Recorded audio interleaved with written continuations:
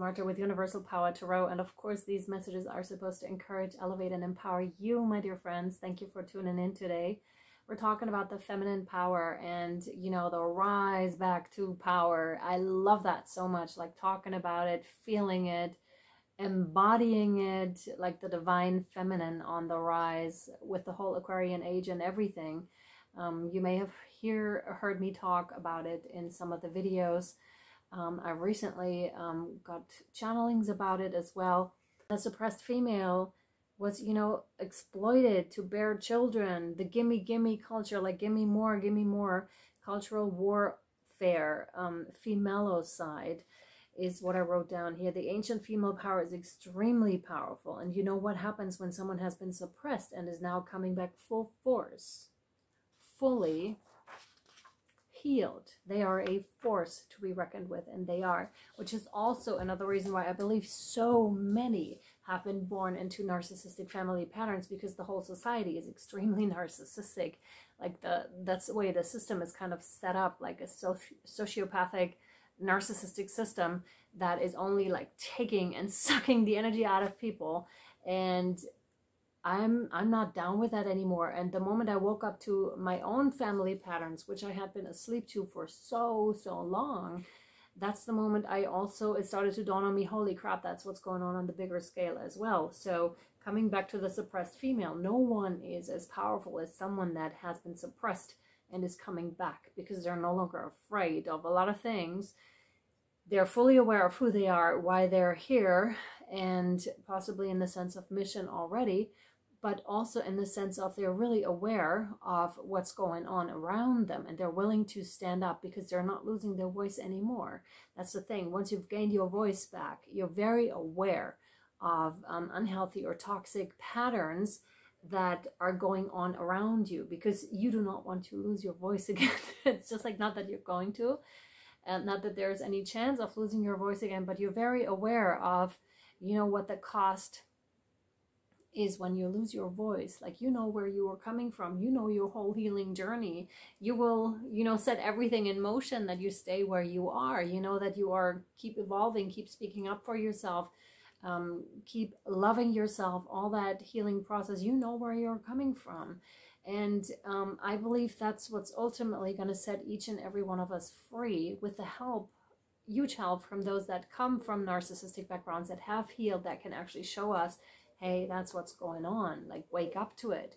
And still, it's really hard to wake up to that truth, because when your caregivers, or in that sense on a societal level, your governments, your people in power, when they are narcissistic, it's very hard to wake up to that fact that they don't actually have your best interest at heart. Same with a parent. It's very tough to realize that they never really loved you, that they didn't have your best interest at heart.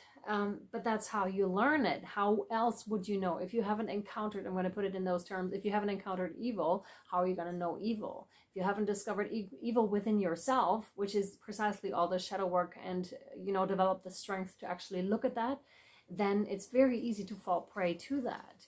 Which is also why that was interesting with, you know, gosh, there are many things that are popping into my head right now with regards to COVID and the whole situation and how it's unfolding. You know, it's got to do with taking responsibility for yourself, like being completely responsible for yourself, and how it's so much easier, though, to drop that responsibility on someone else and say, there you go, doctor, there you go, government official, please take care of me, you know what's best for me. But without checking if they really have your best interest at heart, or if it's about money and power and greed. And yeah, that's really something, you know, to look into, because we need to look out after ourselves and remain strong in our values, and remain strong in what we believe in, what we stand up for, what we stand for, basically. And also come together and stop with the division. You know, whatever your standpoint is, ultimately what we all want is to be loved, to be held in a community that really takes good care of us. But for that, I think a lot of waking up needs to happen, and that needs to come first before you come back around. And that's the same thing with all shadow work or all expansion of consciousness. You're being presented with something that kind of blows your mind, even could make you afraid or panicky or something like that, to really face it, because it's really uncomfortable emotions that come up with that. You're just like, holy shit, I've been tricked this whole time. How is this possible? How did I not see that? Well, you weren't strong enough, or weren't supposed to see it at that time, period. That's it. That's all it is.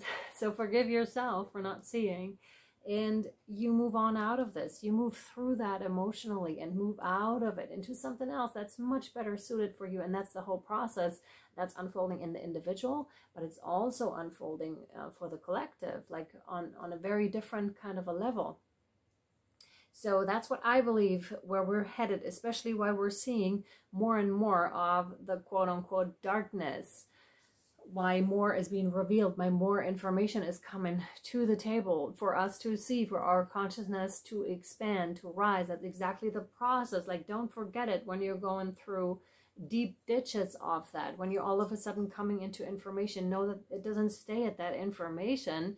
It keeps going. You just need to go through the emotions. It will fade out eventually. That's the thing, right? It will come to pass, but you need to move through the emotions. Otherwise, you'll get stuck.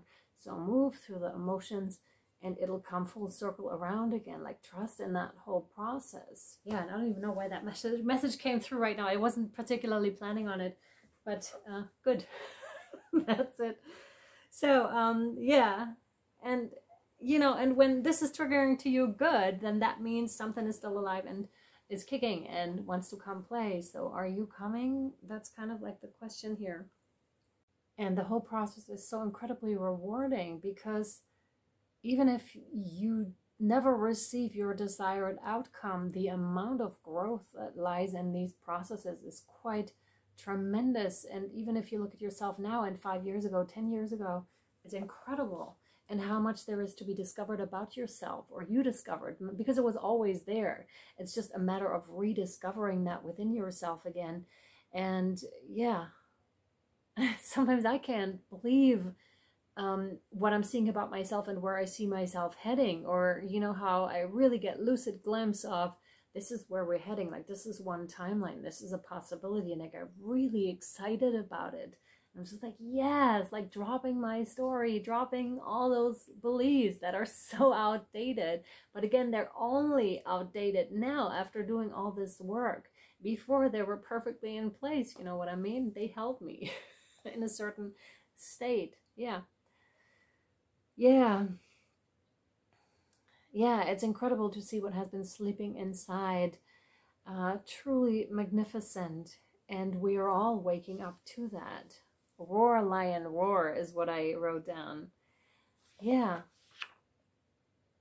And then there's this thing, you know, in the term of, you know, creating your own reality. That's why I wrote creality, although it was somehow a Freudian slip of the tongue. The creality, we're all the creators, the gods, the goddesses of our reality. We just are not fully aware of it. So if I wanted a certain thing that's not here yet, there must be something that is still holding me to that belief. In the sense of story, what kind of a story am I telling myself? Like, what are the deeper shadows here? And I'm excited to dive into those. Sometimes it's really hard and really tiring and exhausting. But then when I get it, it's like so worth it, like 1,000 times. And every time I'm so thankful for coming into those kind of realizations. And I'm just like, wow, and I'm allowed to do this like in this lifetime? That's crazy, man.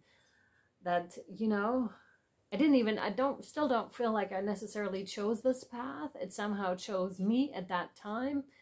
But it's still, I'm right now easing back into that whole thing of, yeah, that's okay. And it's so cool the way it's unfolding, the way it's happening. And then there are other days where I just feel so sick of that. Yeah. Thank you so much for watching, guys. I really hope this was helpful and or insightful to you. I'm sending you much love, light, and shadow, and I'll see you next time. Bye.